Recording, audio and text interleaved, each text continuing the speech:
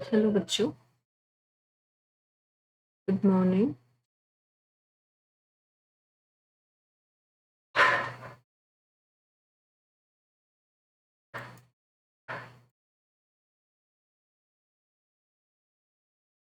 आज हम पढ़ने जा रहे हैं class 7 science Hindi medium chapter number 5 भौतिक एवं रासायनिक परिवर्तन। Let's start the chapter. दैनिक जीवन में हमें अपने आसपास बहुत से परिवर्तन दिखाई देते हैं। इन परिवर्तनों में एक या अधिक पदार्थ सम्मिलित हो सकते हैं। उदाहरण के लिए आपकी माताजी आपसे शीतल पेय बनाने के लिए पानी में शक्कर घोलने के लिए कहती है। शक्कर का विलयन बनाना क्या है? एक परिवर्तन है। इसी प्रकार दूध से दही का जमाना भी एक अन्य परिवर्तन है। कभी कभी दूध खट्टा हो जाता है। दूध का खट्टा होना भी एक परिवर्तन है। खिंचा हुआ रबर बैंड भी किसी परिवर्तन को प्रदर्शित करता है। ऐसे 10 परिवर्तनों की सूची बनी है जिन्हें आप अपने आसपास देखते हैं। ठीक है, इस अध्याय में हम कुछ क्रियाकलाप करके इन परिवर्तनों की प्रकृति का अध्ययन करेंगे। तो परिवर्तन दो प्रकार के होते हैं। कौन कौन से? भौतिक परिवर्तन और रासायनिक परिवर्तन। दो तरह के परिवर्तन होते हैं, भौतिक परिवर्तन और रासायनिक परिवर्तन। पहले हम भौतिक परिवर्तन के बारे में पढ़ेंगे। क्रियाकलाप 5.1, कागज के एक टुकड़े को 4 वर्गाकार टुकड़ों में काटिए। अब प्रत्येक वर्ग को पुनः 4 टुकड़ों में काटिए। इन टुकड़ों को फर्श अथवा किसी मेज पर इस प्रकार लगाइए जिससे टुकड़े परस्पर जुड़कर कागज के टुकड़े का मूल आकार लेंगे। ठीक है, इस चित्र में जैसे हम देख रहे हैं इस तरह से हमें करना है। ठीक है, कागज लिया, उसको हमने 4 टुकड़ों में काट दिया, फिर चौथे टुकड़े को फिर से 4 टुकड़ों में काट दिया और इस तरह से इसको हमने जचा दिया। जैसे ये ओरिजिनल कागज था ऐसे ही हमने इसको लगा दिया। स्पष्ट रूप से आप टुकड़ों को पुनः जोड़कर मूल टुकड़ा नहीं बना सकते, लेकिन क्या कागज के गुण में कोई परिवर्तन हुआ? यानी इसके ऊपर अब भी हम लिख सकते हैं। ठीक है, इस सेम गुण इस छोटे से कागज में है जो गुण बड़े कागज में है। क्रियाकलाप 5.2, अपने कक्षा के चौक बोर्ड के आसपास फर्श पर गिरे चाक पाउडर को एकत्रित कर लें और अपने चाक के छोटे टुकड़े का पूर्ण यानी पाउडर बना लें। ठीक है, चूर्ण बना लें या पाउडर बना लें। इस पाउडर में थोड़ा सा जल मिलाकर पेस्ट बना लें। इसे चाक के आकार में बेलकर सूखने दें। क्या आप चौक के चूर्ण से फिर चौक बना सकते हैं? तो भौतिक परिवर्तन में दो चीजें होती हैं। एक तो होता है कि उसका गुण चेंज नहीं होना चाहिए, यानी जिस तरह से हमने कागज को फाड़ने के बाद भी उसका जो गुण है कि उस पर हम लिख सकते हैं। ठीक है, वो एक कागज है, वो पानी में भीग सकता है, नहीं जिस प्रकार के भी उसके गुण होते हैं वो चेंज नहीं होंगे। दूसरा, हमने चौक बोर्ड के एग्जाम्पल से क्या सीखा कि हम दोबारा उसको वापस, यानी जो चूरन था, चौक का पाउडर था, उसको हम दोबारा चौक की फॉर्म में बना सकते हैं। ठीक है, तो इस तरह के जो परिवर्तन होते हैं वो भौतिक परिवर्तन होते हैं, जिसमें एक तो गुण धर्म चेंज नहीं होता और एक रिवर्स प्रोसेस पॉसिबल होती है। अब क्रियाकलाप 5.3, कांच या प्लास्टिक के कटोरे में थोड़ी बर्फ लीजिए। बर्फ के थोड़े से भाग के पिघलने पर एक बर्तन को धूप में रखें। अब आपके पास बर्फ और जल का मिश्रण होगा। अब कटेरे को हिमकारी मिश्रण यानी बर्फ और नमक में रख दें। या फिर क्या जल फिर से ठोस बर्फ बन गया है? क्रियाकलाप 5.4, एक पात्र में थोड़ा सा जल लेकर इसे उबालिए। क्या आपको जल के सतह पर भाप निकलती दिखाई देती है? जिस तरह से यदि हम उसके ऊपर प्लेट रखकर यदि उसको बॉयल करते हैं तो प्लेट के ऊपर हमें वाष्प की कुछ बूंदें दिखाई देती हैं। उबलते हुए जल से कुछ दूरी पर भाप के ऊपर किसी बर्तन को उल्टा करके रख दे और बर्तन को भीतरी भीतरी सतह को देखिए। क्या आपको वहां जल की कोई बूंदें दिखाई देती हैं? क्रियाकलाप 5.4, ज्वाला पर कार्य करते समय सावधानी बरतें। सावधानी बताई गई है। उपयोग किए जा चुके लोहे की आरी के ब्लेड को चिमटे से पकड़िए। ब्लेड के मुक्त सिरे के अग्र भाग को गैस स्टोव की ज्वाला पर रखिए। कुछ मिनट तक प्रतीक्षा कीजिए। क्या ब्लेड के अग्र भाग के रंग में कोई परिवर्तन आ रहा है? ठीक है, ब्लेड को ज्वाला से हटाइए। कुछ देर बाद अग्र भाग को पुनः देखिए। क्या इसका रंग जो है वो पहले वाला वापस आ जाता है? क्रियाकलाप 5.1-2 में आपने देखा कि कागज और चौक के साइज में परिवर्तन आया है सिर्फ। ठीक है, साइज में परिवर्तन आता है या रंग में परिवर्तन आता है। और क्रियाकलाप 5.3 और 5.4 में हमने क्या देखा कि जल की अवस्था में परिवर्तन आया है, यानी ठोस से द्रव हो गई या द्रव से गैस हो गई। ठीक है, क्रियाकलाप 5.4 में हमने देखा कि रंग गर्म करने पर परिवर्तित हो जाता है। तो पदार्थ के आकार में परिवर्तन आए या साइज में परिवर्तन आए या रंग में या अवस्था जैसे गुण, उसके कौन से गुण होते हैं? भौतिक गुण होते हैं। वह परिवर्तन जिसमें किसी भी पदार्थ के भौतिक गुणों में परिवर्तन हो जाता है वो कौन सा परिवर्तन कहलाता है? भौतिक परिवर्तन कहलाता है। तो भौतिक परिवर्तन की डेफिनेशन क्या हो जाएगी? वह परिवर्तन जिसमें किसी भी पदार्थ के भौतिक गुणों में परिवर्तन हो जाता है उसे हम क्या कहेंगे? भौतिक परिवर्तन कहलाता है। भौतिक परिवर्तन सामान्यतः उत्कर्मणीय होता है। उत्कर्मणीय का मतलब है ऐसे परिवर्तन में, उत्कर्मणीय का मतलब होता है कि इसको वापस उसी पदार्थ में बदला जा सकता है। ऐसे परिवर्तन में कोई नया पदार्थ नहीं बनता। तो भौतिक परिवर्तन के जो विशेषताएं हैं वो क्या होती हैं? एक तो ये उत्कर्मणीय होता है, यानी इसको हम दोबारा उसी पदार्थ में बदल सकते हैं। जैसे कि पानी से बर्फ बन गई, बर्फ से दोबारा पानी बन सकता है। ठीक है, चौक पाउडर से चौक बन गया, चौक से फिर चौक पाउडर बन सकता है। तो ये रिवर्सिबल प्रोसेस होती है। और इसमें कोई भी नया पदार्थ नहीं बनता, यानी उसके गुण धर्म में कोई भी परिवर्तन नहीं आता, सिर्फ भौतिक गुण चेंज होते हैं। भौतिक गुण में क्या है? उसका आकार चेंज होना, साइज चेंज होना, रंग या अवस्था जैसे गुणों में ही परिवर्तन आता है। अब हम बात करते हैं रासायनिक परिवर्तन की। रासायनिक मतलब केमिकल चेंजेस।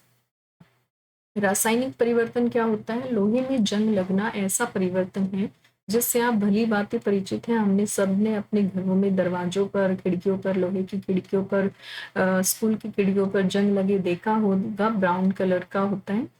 तो कुछ दिनों के लिए यदि आप लोहे के एक टुकड़े को कुछ दिनों के लिए खुले में छोड़ दें, इस पर भूरे रंग के पदार्थ की परत जम जाती है। यह पदार्थ क्या कहलाता है? जंग कहलाता है। यह प्रक्रम जो है वो, इस प्रक्रम को क्या कहते हैं? जंग लगना कहते हैं।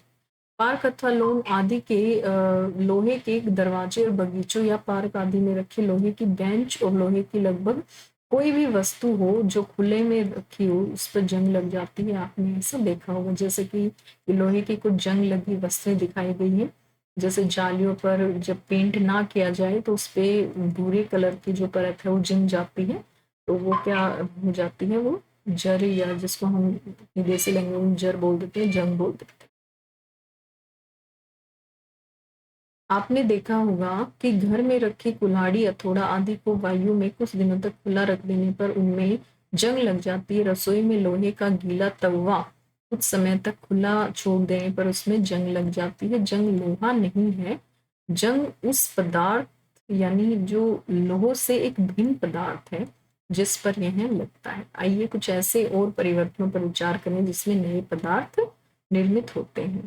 क्रियाकलाप 5.6, मैग्नीशियम के जलते हुए फीते अथवा तार की और लंबी अवधि तक देखना हानिकारक होता है। शिक्षकों को बच्चों को बताना चाहिए कि वे जलते हुए मैग्नीशियम की ओर अधिक समय तक टकटकी लगाकर न देखें। ये सावधानी बताई गई है। मैग्नीशियम की पतली पट्टी या फीता अथवा तार का टुकड़ा लीजिए, इस सिरे को रेगमाल से, यह मैग्नीशियम का जलता हुआ फीता दिखाया गया है, रेगमाल से साफ कर लीजिए। सिरे को मोमबत्ती की लो के पास लाइए, चमकदार श्वेत यानी सफेद प्रकाश देती हुई जलने लगे। पूरी तरह जलने के बाद कुछ श्वेत भस्म या पाउडर शेष रह जाती है। क्या भस्म मैग्नीशियम के फित्ते जैसी लगती है? इस परिवर्तन को निम्नलिखित समीकरण द्वारा व्यक्त किया जा सकता है। मैग्नीशियम, जिसको हम Mg से डिनोट करते हैं, प्लस ऑक्सीजन O2 क्या बन जाता है? MgO, मैग्नीशियम ऑक्साइड बन जाता है। ठीक है, जब भी मैग्नीशियम ऑक्सीजन के संपर्क में आता है तो मैग्नीशियम ऑक्साइड बन जाता है। ध्यान दें कि यहाँ लिखित समीकरण गणित में प्रयुक्त समीकरणों से भिन्न है। इस प्रकार के समीकरण में तीर का निशान बनाना या हो जाता है। ठीक है, इस पुस्तक में रासायनिक समीकरणों को संतुलित करने का कोई प्रयास नहीं किया गया है और न ही ये छात्रों से अपेक्षित है, क्योंकि संतुलित करने यहाँ पे 2 ऑक्सीजन है तो यहाँ पे भी 2 ऑक्सीजन बनानी पड़ेगी। 2 mg हो गया तो mg को भी यहाँ पे 2 करना पड़ेगा। तो अब ये बैलेंस्ड इक्वेशन हो गई, ये समीकरण जो है वो संतुलित हो गई। घर्षण को एकत्रित करके इसमें जल की कुछ मात्रा मिलाइए। मिश्रित जलीय विलयन को अच्छी तरह हिलाइए। मिश्रण का लाल और नीले लिटमस पेपर से परीक्षण कीजिए। क्या मिश्रण लाल लिटमस पेपर को नीला कर देता है? क्या मिश्रण नीले लिटमस पेपर को लाल कर देता है? इस परीक्षण के आधार पर आप जलीय विलयन को किस रूप में वर्गीकृत करेंगे, अम्लीय या क्षारीय, ये हम बता सकते हैं।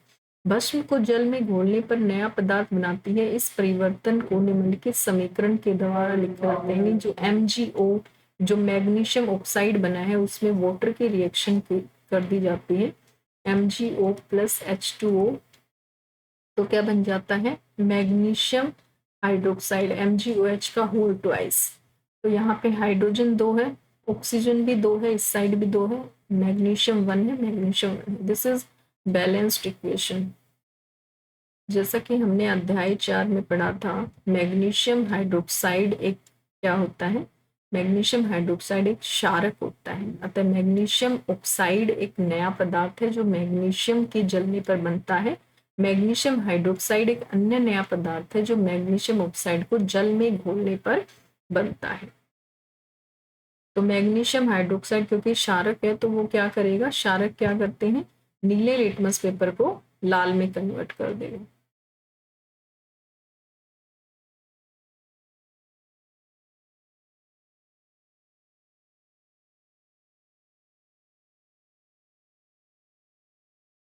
क्रियाकलाप 5.7 शिक्षक द्वारा निर्देशित किए जाने के लिए कांच के एक गिलास या कटोरे अथवा चौड़े मुंह की बोतल में लगभग आधा कप पानी लेकर उसमें 1 चम्मच कॉपर सल्फेट CuSO4 यानी नीला थोथा घोल लीजिए। इस विलयन में तनु सल्फ्यूरिक अम्ल डाइल्यूट H2SO4 की कुछ बूंदें मिलाइए।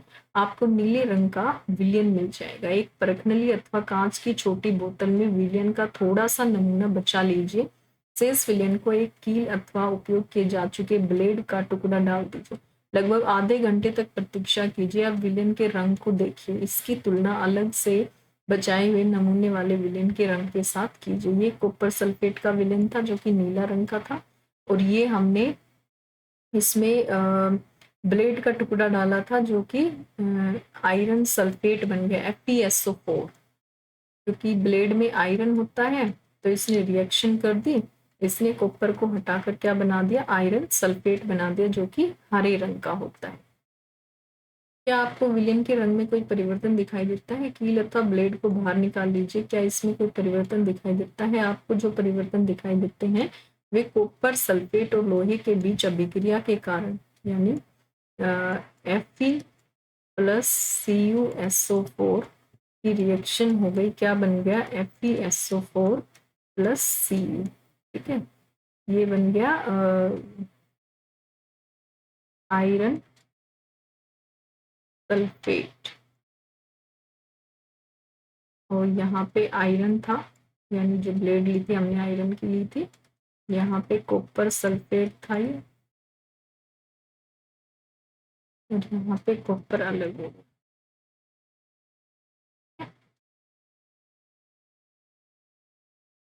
पदार्थ आयरन सल्फेट के बनने के कारण होता है। लोहे की कील का भूरा निक्षेप कॉपर या तांबे की परत के कारण होता है जो एक अन्य नया पदार्थ है।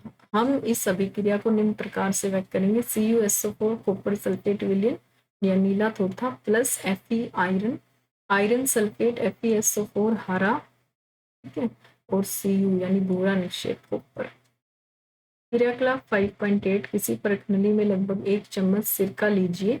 इसमें चुटकी भर खाने का सोडा, खाने का सोडा क्या होता है? Sodium hydroxide, sodium hydrogen carbonate NaHCO3, sodium hydrogen carbonate, और ये है acetic acid CS3COOH, acetic acid आपको एक बुदबुदाहट की ध्वनि सुनाई देगी और गैस के बुलबुले बाहर निकलते हुए दिखेंगे। चित्र 5.5 में दिखाई गई व्यवस्था के अनुसार ताजे बने चूने के पानी में से गुजारिए चूने का पानी तैयार करने की विधि। चूने के पानी में क्या परिवर्तन होता है?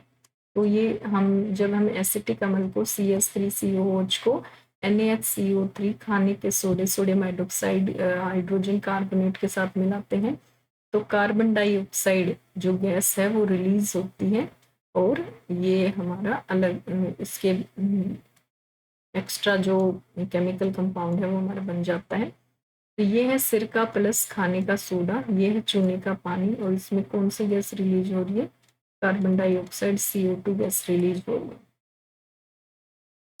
कार्बन डाइऑक्साइड और चूने के पानी के बीच क्या अभिक्रिया हो जाती है? चूने का पानी होता है CaOH का होल ट्वाइस, ठीक है, और ये होता है CO2, ये मिलकर क्या बना देंगे?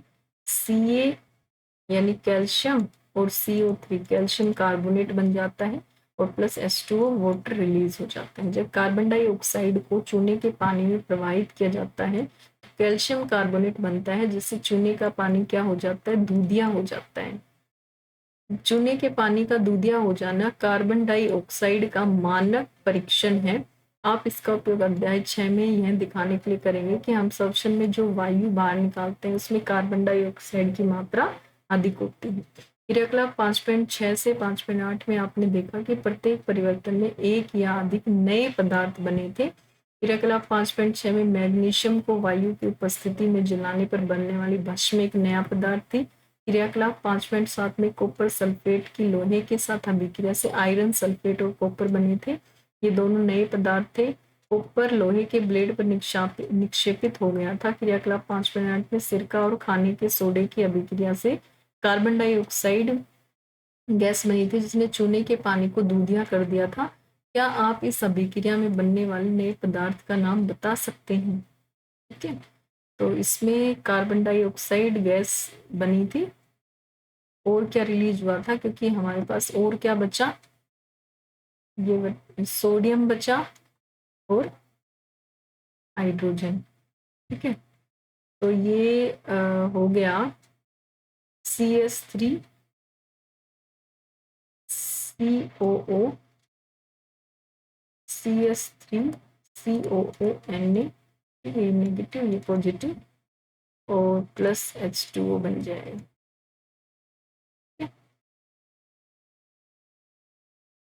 अब है रासायनिक अभिक्रिया की डेफिनेशन। वह परिवर्तन जिसमें एक अथवा एक से अधिक नए पदार्थ बनते हैं रासायनिक परिवर्तन कहलाता है। रासायनिक परिवर्तन को रासायनिक अभिक्रिया भी कहते हैं, केमिकल रिएक्शन। रासायनिक परिवर्तन हमारे जीवन में अत्यधिक महत्वपूर्ण है। सभी नए पदार्थ रासायनिक परिवर्तनों के परिणाम स्वरूप बनते हैं। उदाहरण के लिए भोजन का पाचन, फलों का पकना, अंगूरों का किण्वन आदि विभिन्न रासायनिक परिवर्तनों के कारण होता है। औषधि भी रासायनिक अभिक्रियाओं की श्रृंखला का अन्य उत्पाद है। उपयोगी नए पदार्थ जैसे प्लास्टिक और डिटर्जेंट को रासायनिक अभिक्रियाओं द्वारा ही बनाया जाता है। वास्तव में प्रत्येक नए पदार्थ की खोज रासायनिक परिवर्तनों का अध्ययन करके की गई है। हमने देखा कि रासायनिक परिवर्तन एक या एक से अधिक नए पदार्थ निर्मित होते हैं। नए पदार्थों के अतिरिक्त रासायनिक परिवर्तन में निम्न घटनाएं भी हो सकती हैं। ऊष्मा, प्रकाश अथवा किसी अन्य प्रकार के विकिरण या पराबैंगनी का निर्मुक्त होना या उनका अवशोषित होना भी हो सकता है। ध्वनि का उत्पन्न होना, गंध में परिवर्तन होना, गंध में परिवर्तन होना अथवा किसी नई गंध का बनना, रंग में परिवर्तन होना या किसी गैस का बनना। आइए अब हम कुछ अन्य उदाहरण पर विचार करते हैं। आपने देखा कि मैग्नीशियम के फीते का जलना एक रासायनिक परिवर्तन है। कोयला, लकड़ी अथवा पत्तियों का जलना भी एक रासायनिक परिवर्तन है क्योंकि दोबारा उनसे लकड़ी नहीं बन सकती। वास्तव में किसी पदार्थ का जलना एक रासायनिक परिवर्तन है। जलने के साथ सदैव ऊष्मा का उत्पादन होता है। पटाखों का विस्फोट एक अन्य रासायनिक परिवर्तन है। आप जानते हैं कि ऐसे विस्फोट में ऊष्मा, प्रकाश, ध्वनि और अरुचिकर गैसें उत्पन्न होती हैं जो वायुमंडल को प्रदूषित करती हैं, इसलिए आपको पटाखे न जलाने की सलाह दी जाती है। जब भोजन सामग्री बासी हो जाती है अथवा सड़ गल जाती है, इसमें से दुर्गंध आने लगती है, क्या हम इस परिवर्तन को भी रासायनिक परिवर्तन कह सकते हैं? हाँ, हम इसको भी रासायनिक परिवर्तन कह सकते हैं। सुरक्षात्मक आवरण, आपने वायुमंडल में ओजोन की परत के बारे में अवश्य सुना होगा। हमें सूर्य के प्रकाश में उपस्थित हानिकारक जो पराबैंगनी विकिरणें होती हैं उनसे बचाती है। ओजोन पराबैंगनी विकिरणों को अवशोषित कर लेती है और ऑक्सीजन में परिणत हो जाती है। ऑक्सीजन ओजोन से भिन्न होती है, यानी जो ओजोन होती है वो O3, उसमें ऑक्सीजन के 3 कंपाउंड होते हैं, जबकि ऑक्सीजन O2 होती है, ऑक्सीजन के 2 मॉलिक्यूल्स होते हैं। क्या हम ओजोन के अपघटन को रासायनिक परिवर्तन कह सकते हैं? हाँ जी। यदि ओजोन द्वारा पराबैंगनी विकिरण अवशोषित नहीं होती तो वह पृथ्वी की सतह पर पहुंचकर हमें अन्य जीवों को हानि पहुंचाती। ओजोन इस विकिरण से हमें सुरक्षा प्रदान करने में प्राकृतिक आवरण की तरह कार्य करती है। संभवतः आपने देखा होगा कि यदि सेब को काटने के बाद तत्काल न खा लिया जाए तो उसके कटे हुए टुकड़े जो है वो भूरे रंग के हो जाते हैं। यदि आपने रंग में यह परिवर्तन नहीं देखा तो किसी सेब को का एक टुकड़ा काटिए और उसे कुछ देर तक ऐसा ही छोड़ दीजिए। इस प्रकार का क्रियाकलाप आलू अथवा बैंगन के टुकड़ों के साथ भी दोहराइए। ऐसी प्रत्येक स्थिति में रंग का परिवर्तन वास्तव में किसी नए पदार्थ अथवा पदार्थों के बनने के कारण होता है। क्या यह परिवर्तन रासायनिक परिवर्तन नहीं है? अध्याय 1 में हमने पढ़ा कि पादप या पौधे अपना भोजन प्रकाश संश्लेषण नामक प्रक्रम द्वारा स्वयं बनाते हैं। क्या हम प्रकाश संश्लेषण को रासायनिक परिवर्तन कह सकते हैं? पहले ने कहा क्या कि पाचन भी एक रासायनिक परिवर्तन है। अध्याय 4 में आपने अम्ल और क्षारक का परस्पर मिलाकर उदासीन किया था। क्या उदासीनीकरण भी एक रासायनिक अभिक्रिया है या रासायनिक परिवर्तन है? लोहे में जंग लगना, आइए हम जंग लगने की घटना पर पुनः विचार करते हैं। यह एक ऐसा परिवर्तन है जो लोहे की वस्तुओं को प्रभावित करता है, धीरे धीरे उन्हें नष्ट कर देता है। चूंकि लोहे का उपयोग सेतु, पुल, जहाज, कार, ट्रक आदि ढांचा बनाने और अन्य कई वस्तुओं को बनाने में किया जाता है, तो जंग लगने के कारण होने वाली आर्थिक हानि बहुत अधिक होती है। जंग लगने की प्रक्रिया को निम्नलिखित समीकरण द्वारा व्यक्त किया जा सकता है। Iron Fe plus oxygen O2 plus जल।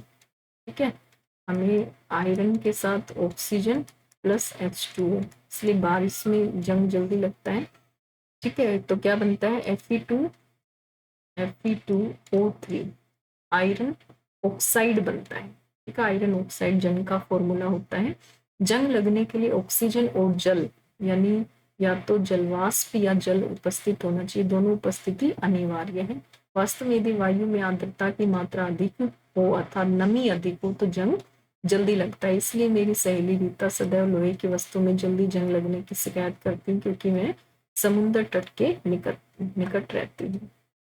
हम जंग लगने के से रोकथाम कैसे कर सकते हैं? लोहे की वस्तुओं को ऑक्सीजन अथवा जल अथवा दोनों के संपर्क में आने से बचाकर ही हम ऐसा कर सकते हैं। इसका एक सरल उपाय है कि उन पर पेंट करना अथवा ग्रीस की परत चढ़ाना। वास्तव में लोहे की सभी वस्तुओं पर नियमित रूप से पेंट अथवा ग्रीस की परत चढ़ाते रहना चाहिए, जिससे उनमें जंग लगने को रोका जा सके। एक अन्य उपाय लोहे के ऊपर क्रोमियम अथवा जस्ता या जिंक जैसी किसी धातु की परत चढ़ाना है।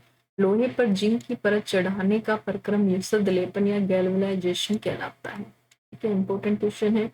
अपने घरों में पानी की आपूर्ति के लिए उपयोग होने वाले लोहे के पाइप यशद लेपित होते हैं, जिसमें उनमें जंग नहीं लगता। क्या आप जानते हैं कि पानी के जहाज लोहे के बने होते हैं?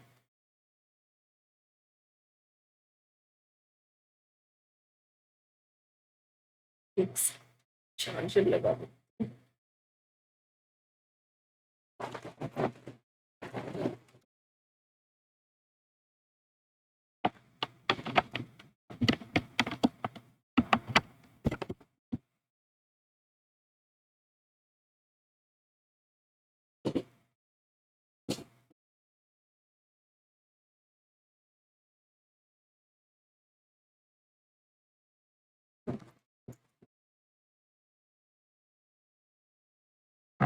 हाँ जी। क्या आप जानते हैं कि लोहे के जहाज लोहे के बने पानी के जो जहाज होते हैं वो लोहे के बने होते हैं। उनका एक भाग हमेशा क्या होता है, पानी में डूबा होता है, और पानी के ऊपर के भाग पर भी जल की बूंदें गिरती रहती हैं। यही नहीं, समुद्र के पानी में अनेक लवण भी होते हैं। ठीक है, लवण युक्त जल जंग लगने के परिक्रम की दर को क्या कर देते हैं, बढ़ा देते हैं। अतः जहाजों को पेंट करने के बाद भी उन्हें जंग लगने से काफी क्षति होती है। यही नहीं, जहाजों के लोहे के कुछ भाग को बदलना प्रतिवर्ष आवश्यक हो जाता है। क्या आप विश्व में जंग लगने से होने वाली कुल आर्थिक हानि की कल्पना कर सकते हैं? स्टेनलेस स्टील लोहे में कार्बन और क्रोमियम और निकेल तथा मैग्नीज जैसी धातुओं को मिलाकर बनाया जाता है, इसमें जंग नहीं लगती। तो स्टेनलेस स्टील जो है जिसके बर्तन बनते हैं उसमें क्या होता है, कार्बन यानी सी होता है, क्रोमियम होता है, निकेल होता है और मैग्नीज होता है यानी Mn। निकेल होता है और क्रोमियम। ठीक है, तो ये सारी चीजें मिलकर क्या बनते हैं, स्टेनलेस स्टील बनता है। अगला टॉपिक है क्रिस्टलीकरण। कक्षा 6 में आपने पढ़ा होगा कि साधारण नमक या लवण को समुद्र जल के वाष्पन द्वारा प्राप्त किया जा सकता है। इस प्रकार प्राप्त होने वाला नमक शुद्ध नहीं होता, उसके क्रिस्टल के आकार को स्पष्ट रूप से नहीं देखा जा सकता, तथापि किसी पदार्थ के शुद्ध क्रिस्टल उनके विलयन से प्राप्त किए जा सकते हैं। यह प्रक्रिया क्या कहलाती है, क्रिस्टलीकरण कहलाती है। यह भौतिक परिवर्तन का एक उदाहरण है। तो क्रिस्टलीकरण किसका उदाहरण है, भौतिक परिवर्तन का।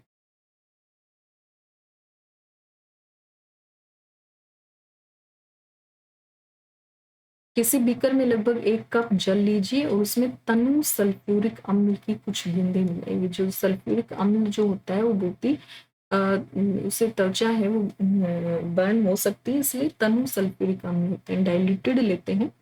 मिलाइए, जल को गर्म कीजिए। जब जल उबलना आरंभ कर दे तो इसमें धीरे धीरे कॉपर सल्फेट का चूर्ण निरंतर चलाते हुए मिलाइए। कॉपर सल्फेट का चूर्ण मिलाना तब तक जारी रखें जब तक कि उसमें कॉपर सल्फेट घोलना संभव न हो। विलयन को फिल्टर पेपर की सहायता से छान लीजिए, इसे ठंडा होने दीजिए। इस विलयन जब विलयन ठंडा हो रहा हो तो उसे हिला डुला कर या अन्य किसी प्रकार न छेड़े। कुछ समय बाद विलयन को देखिए क्या आपको कॉपर सल्फेट के क्रिस्टल दिखाई देते हैं, यदि नहीं तो कुछ समय और प्रतीक्षा कीजिए। आपने भौतिक और रासायनिक परिवर्तनों के बारे में पढ़ा। अपने आसपास दिखाई देने वाले परिवर्तनों को भौतिक और रासायनिक परिवर्तनों के रूप में पहचानने का प्रयास कीजिए। ये कॉपर सल्फेट के क्रिस्टल बन के तैयार हो जाते हैं। ठीक है, तो हमने क्या सीखा, परिवर्तन 2 प्रकार के होते हैं, भौतिक परिवर्तन और रासायनिक परिवर्तन। भौतिक परिवर्तन में पदार्थों के भौतिक गुणों में कुछ परिवर्तन आते हैं। इन परिवर्तनों में कोई नए पदार्थ नहीं बनते, ये परिवर्तन उत्क्रमणीय हो सकते हैं। रासायनिक परिवर्तन में नए पदार्थ बनते हैं। कुछ पदार्थों को क्रिस्टलीकरण के द्वारा उनके विलयन से शुद्ध अवस्था में प्राप्त किया जा सकता है। ओके बच्चों, आज के लिए इतना ही। यदि आपको मेरा पढ़ाया हुआ पसंद आ रहा है तो कृपया मेरे चैनल को लाइक कीजिए, सब्सक्राइब कीजिए। बाय।